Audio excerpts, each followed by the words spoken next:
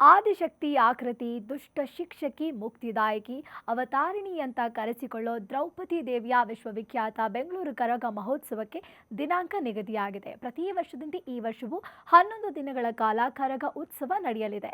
April 1 ಮಧ್ಯರಾತ್ರಿ Karaga ಶಕ್ತ್ಯೋತ್ಸವ ಆಚರಿಸಲಾಗುತ್ತೆ. March 24ರಂದು Dharmaraya ಸ್ವಾಮಿ ದೇವಾಲಯದಲ್ಲಿ ಕರಗ ಧ್ವಜಾರೋಹಣ ಮಾಡಲಿದ್ದು, ಅದೇ ದಿನ ಕರಗ ಉತ್ಸವಕ್ಕೆ ಅಧಿಕೃತ ಚಾಲನೆ ಸಿಗಲಿದೆ.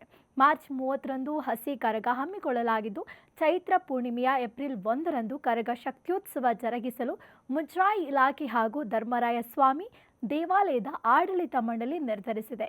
ಈ ವರ್ಷ ಮೈಸೂರು ದಸರಾ ಮಾದರಿ ಲೈಟಿಂಗ್ಸ್ ಹಾಕುವುದರ ಜೊತೆಗೆ ಸಾಂಸ್ಕೃತಿಕ ಕಾರ್ಯಕ್ರಮಗಳು ಇರಲಿದೆ ಅಂತ ಮುಜರಾಯಿ ಸಚಿವ ರಾಮಲಿಂಗಾರೆಡ್ಡಿ ಹೇಳಿದ್ದಾರೆ.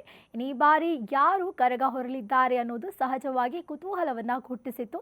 ನಿರೀಕ್ಷೆಯಂತೆ ದೇವಾಲಯದ ಅರ್ಚಕರಾಗಿರುವ ಜ್ಞಾನೇಂದ್ರ ಅವರೇ 16ನೇ ಬಾರಿಯೂ ಕರಗ ಹೊರಲಿದ್ದಾರೆ. ಇನ್ನು ಸತೀಶ್ ನೇತೃತ್ವದ ವ್ಯವಸ್ಥಾಪನಾ ಸಮಿತಿಯ ಅವಧಿ ಮುಗಿದಿದ್ದು, ಈಗ ಚಳ್ಳಕೆರೆ ನಾರಾಯಣಸ್ವಾಮಿ ಅಧ್ಯಕ್ಷತೆಯಲ್ಲಿ ನೂತನ ಸಮಿತಿ ರಚನೆಯಾಗಿದೆ. ಇನ್ನು ಈ ಸಲ ದ್ರೌಪದಮ್ಮನ ಮೆರವಣಿಗೆ ಇನ್ನಷ್ಟು ಅದ್ಧೂರಿ ಆಗೋದ್ರಲ್ಲಿ ಡೌಟೇ ಇಲ್ಲ.